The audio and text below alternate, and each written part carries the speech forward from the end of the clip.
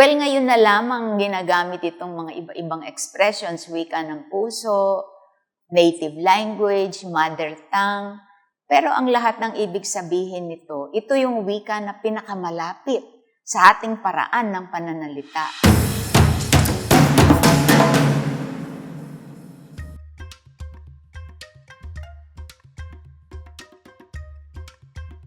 Yan, mahalagang isalin ang Biblia sa wika ng puso ng bawat Pilipino.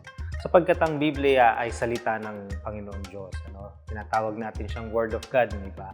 At itong Word of God na ito, language, dapat naiintindihan siya ng mga anak ng Diyos. At ang mga Pilipino ay anak ng Diyos. At pinagpala pa tayo sapagkat sa Pilipinas, meron tayong humigit kumulang 185 na mga wika, iba't ibang wika sa Pilipinas. At ang bawat wika na yan, may kani-kanyang kaluluwa at may kani-kanyang pagka-appreciation. At kung maisalin ang Biblia sa wika ng bawat isa na yan, 185 languages, at yan ang syempre target natin, ay ibig sabihin yan, lahat ng language community sa Pilipinas talagang makakaunawa kung ano ang gustong sabihin ng Diyos sa kanilang wika.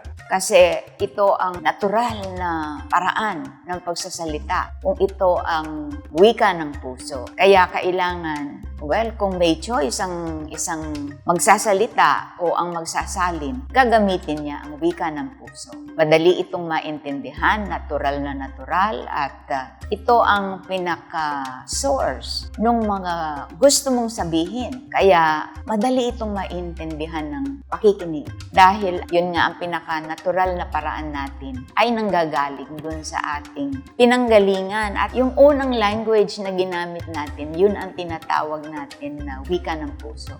Well, ngayon na lamang ginagamit itong mga iba-ibang expressions, wika ng puso, native language, mother tongue.